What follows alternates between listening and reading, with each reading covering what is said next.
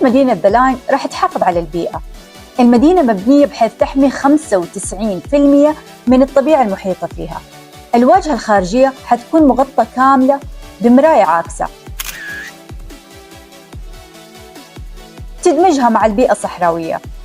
حتستخدم مياه معاد تدويرها وطاقة نظيفة فقط. المساحات الخضراء راح تكون موزعة داخل المدينة، وفيها حدائق معلقة وأنظمة زراعية حتكون بشكل عمودي.